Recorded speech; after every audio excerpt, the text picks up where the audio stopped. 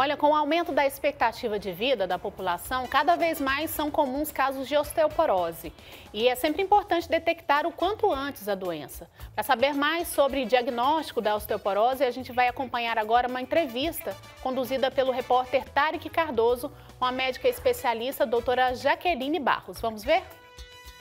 200 milhões de pessoas no mundo, 10 milhões só no Brasil.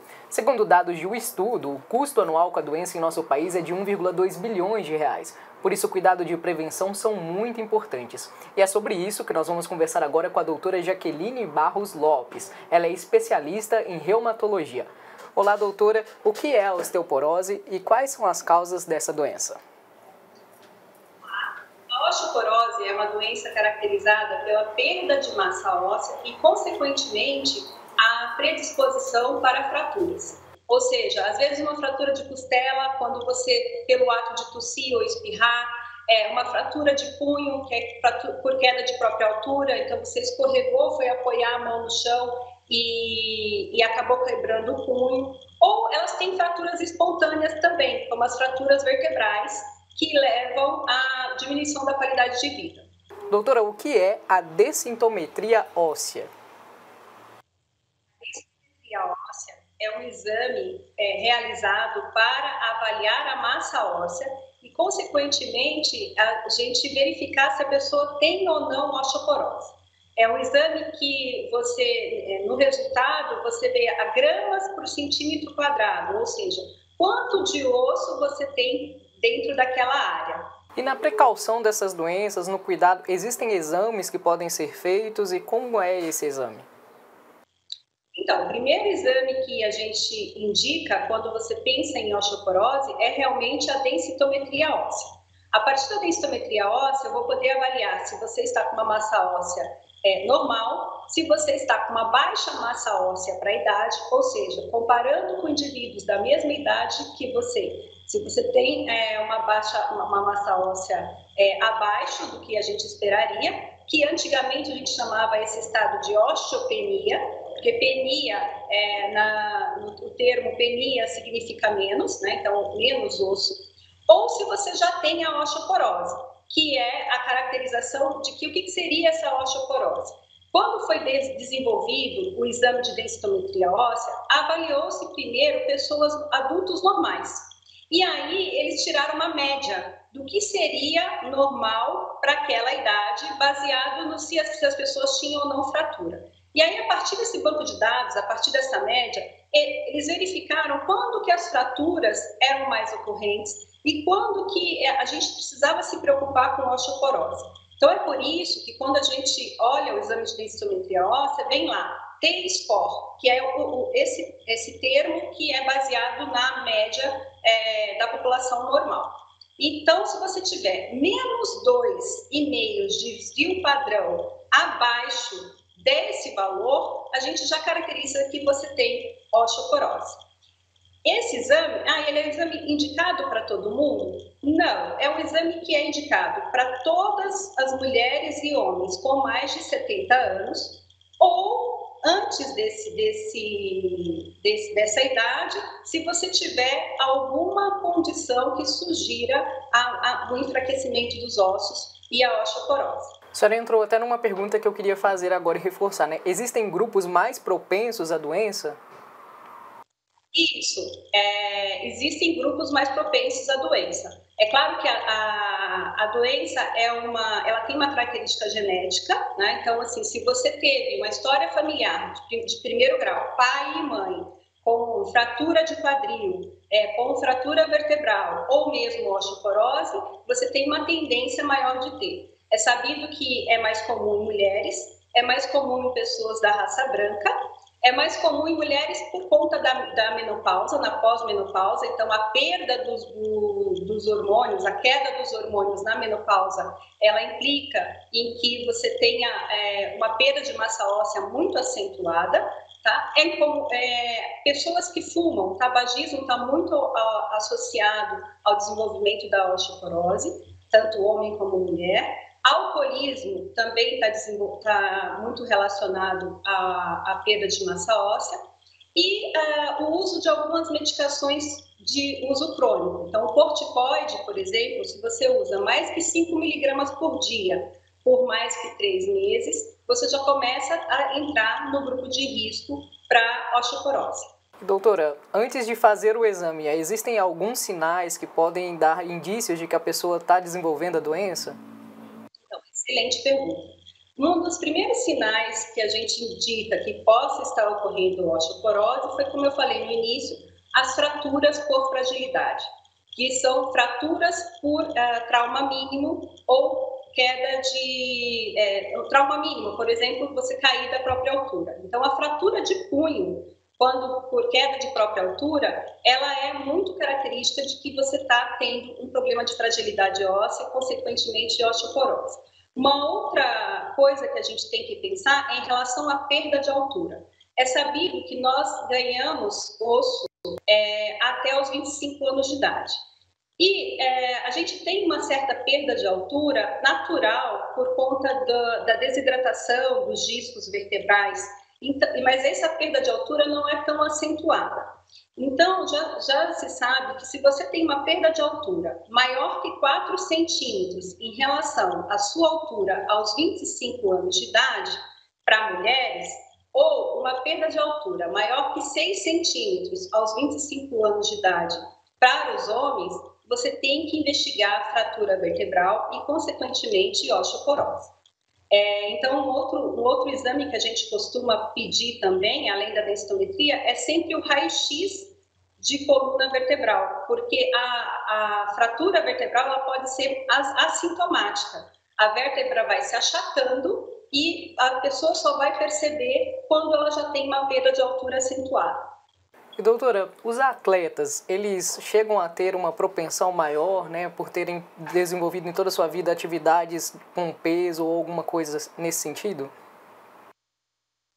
De alta performance, né, que tem um exercício muito extenuante, como os maratonistas, ou eles têm, principalmente as mulheres, elas têm uma diminuição dos hormônios e, consequentemente, eles podem ter maior chance de ter osteoporose. E aí, esses atletas, por exemplo, eles devem fazer exames periodicamente, né? E as pessoas também que têm a doença devem fazer o exame periodicamente. Para os atletas, o exame de densitometria ele tem até uma outra utilidade que também é de grande importância. Existe um exame que a gente pode fazer chamado composição corporal. Nesse exame, você verifica com mais clareza, né, e de forma mais acurada a quantidade de massa óssea e também a quantidade de massa magra e a quantidade de massa gorda que o atleta tem. Então, isso pode auxiliar para que ele tenha uma melhor performance no exercício, até para auxiliar em relação à nutrição e o que vai ser feito para melhorar a performance dele. E existem cuidados como alimentação, cuidados no dia a dia que podem evitar a doença? Sim. Eu costumo dizer que a prevenção da osteoporose começa na infância, tá? Então, a ingesta de cálcio adequada desde a primeira infância, isso influencia muito no seu banco de osso. Eu costumo dizer que, assim, nós precisamos ter um banco de osso, porque todo mundo vai perder massa óssea com a idade. É claro que aqueles que têm tendência hereditária, eles vão perder mais. Mas se você tiver conseguido alcançar um banco de osso, quer dizer, uma reserva muito boa durante toda a sua infância e adolescência, quando você chegar na fase em que começar a perder osso, você vai ter tipo uma reserva para perder. E você vai perder e vai continuar ainda no limiar ali do normal. Então, a ingesta de cálcio é muito importante, né? Hábitos de vida saudáveis. Então, não fumar, não beber, né? A bebida ainda é considerada com moderação, porque já se viu que até 2 unidades de álcool por dia, ela não tem uma influência negativa em relação à massa óssea. Então, é a bebida em excesso que faz com que você tenha perda da massa óssea. Uma outra coisa é a atividade física, né? quanto mais o impacto, o exercício de baixo impacto durante essa fase, né, de adulto jovem e infância e adolescência, eles vão fazendo com que você vá também produzindo mais osso. Então, é muito importante que a gente tenha já uma atividade física desde essa fase, tá? Depois, quando você já chegou numa fase que você está perdendo osso, é claro que a atividade física ela pode ajudar a manter a massa óssea, mas não a ganhar mais osso. As pessoas que têm sobrepeso, elas têm propensão maior a essa doença? Elas podem fazer o exame de prevenção e de detecção dessa doença? Não, pelo contrário. Assim, uma das fatores de risco para a osteoporose é o baixo peso. Então, geralmente, pessoas com menos de 57 quilos, que foi uma média que eles viram, eles têm maior tendência a ter osteoporose.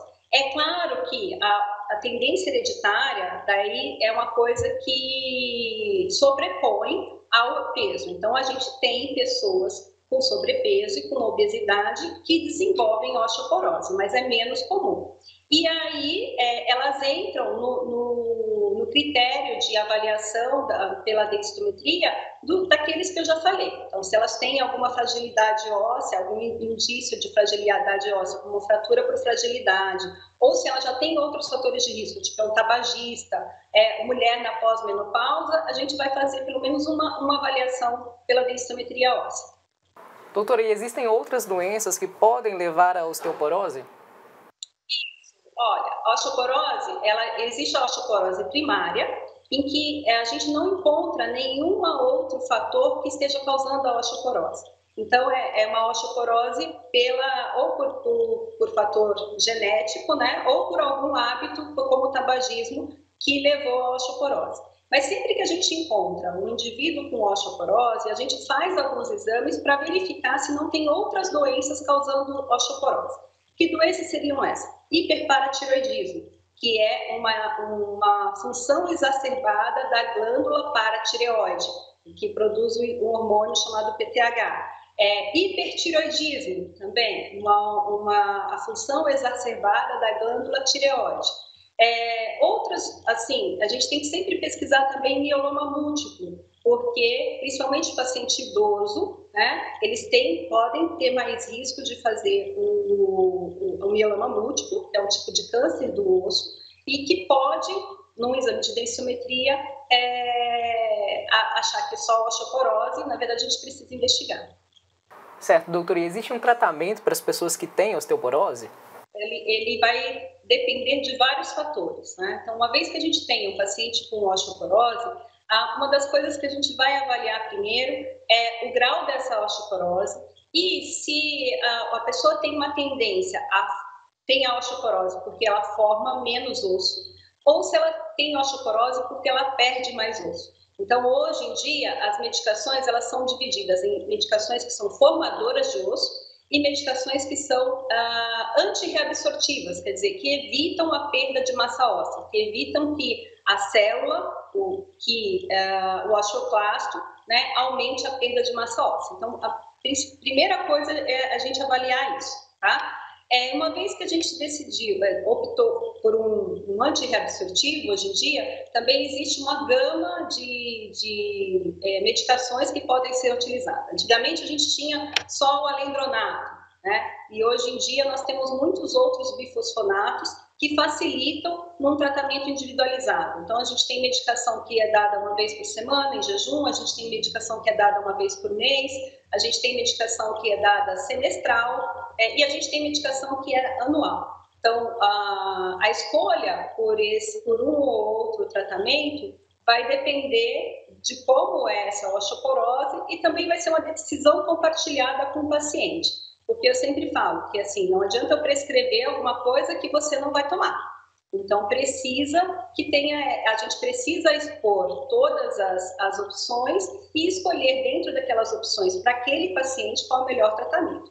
Em termos de formação de massa óssea, por exemplo, a gente tem hoje disponível uma medicação só, mas é uma medicação subcutânea, é uma medicação que é tomada todos os dias.